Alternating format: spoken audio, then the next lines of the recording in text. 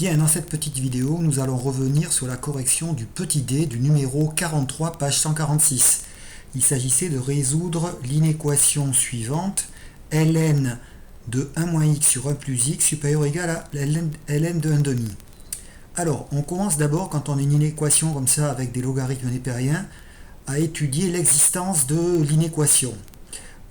Ici, on a un logarithme à gauche, là, dans lequel on a le quotient 1 moins x sur 1 plus x, donc il faut que ce quotient soit strictement positif.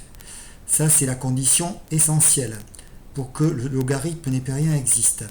ln de 1 demi, lui, pas de problème, il existe puisque 1 demi est un nombre strictement positif. Alors, comme j'ai marqué ici, là, dans le corrigé, que en fait, cette inéquation se résout avec un petit tableau de signes, j'ai envie un tout petit peu de détailler ceci pour certains, là. X appartient à l'intervalle moins 1, 1, peut-être que c'est pas évident, alors on va essayer de faire le tableau de signes de 1 moins x sur 1 plus x. Alors comment ça marche? Eh bien, on procède un petit peu comme on fait en seconde. On va chercher quand est-ce que le numérateur s'annule. Il s'annule pour x égale 1, et quand est-ce que le dénominateur s'annule pour x égale à moins 1. On va mettre le numérateur ici, le dénominateur, ligne suivante, et la dernière ligne du tableau, c'est le quotient 1 moins x sur 1 plus x. Voilà, donc ça, on le fait assez rapidement. Moins l'infini plus l'infini. On range les deux valeurs qu'on a trouvées, là, moins 1 et 1 par ordre croissant. Moins 1, c'est la valeur interdite de la fraction, donc la double barre ici. On partitionne bien son tableau.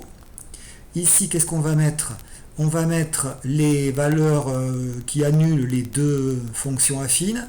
Donc la première s'annule ici en 1, l'autre s'annule en moins 1. Après les signes, coefficient directeur négatif pour la première fonction affine, donc c'est plus, plus, moins. Pour l'autre, c'est le contraire, moins, plus, plus.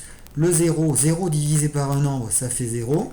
Donc ici, on n'a plus qu'à appliquer la règle des signes d'un quotient, moins, plus, moins. Et qu'est-ce qu'on a? On cherche quand est-ce que la fraction est strictement positive. On voit bien dans le tableau ici qu'on est pour des x qui sont entre moins 1 et 1. D'accord? Donc voilà d'où sort votre ensemble de définitions de l'inéquation. Donc les x ne peuvent être qu'entre moins 1 et 1. Ensuite, on applique la règle de la leçon qui permet en fait d'appliquer la fonction exponentielle, autrement dit de supprimer les logarithmes népériens à gauche et à droite. 1 moins x sur 1 plus x supérieur ou égal à 1 demi. Ensuite, vous avez 1 moins x sur 1 plus x moins 1 demi supérieur ou égal à 0. On se ramène à une inéquation avec un 0 dans le membre dans un des deux membres. Là, ce sera le membre de droite. Ensuite, on met les deux fractions au même dénominateur, comme ça on aura une seule fraction. Donc la première fraction, en fait, on la multiplie en haut et en bas par 2. Voilà. Et la deuxième fraction, on la multiplie en haut et en bas par x plus 1. Voilà.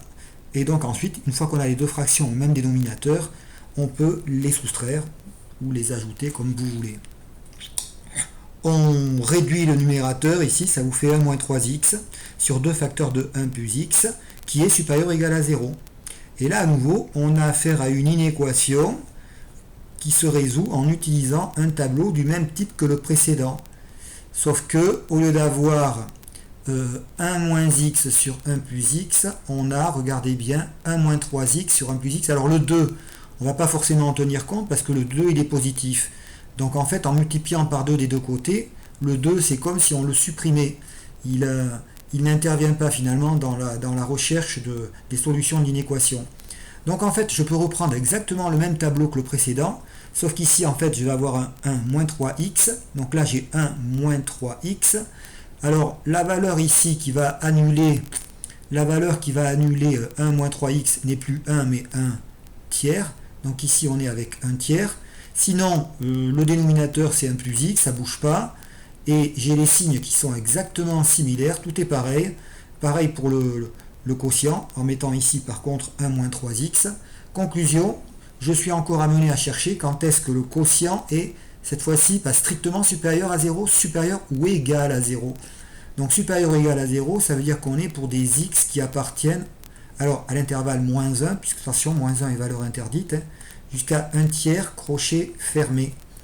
Donc voilà comment on trouve les solutions. Mais attention, ça n'est pas tout à fait terminé puisque ce sont les solutions sans tenir compte de l'ensemble de définitions de l'inéquation.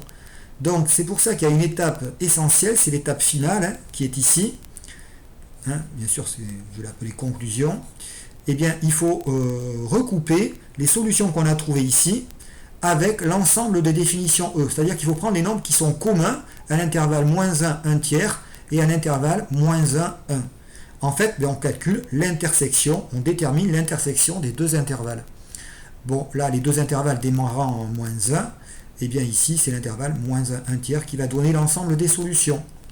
Voilà pour cette inéquation. Et c'est vrai qu'elle est un petit peu plus élaborée. Voilà.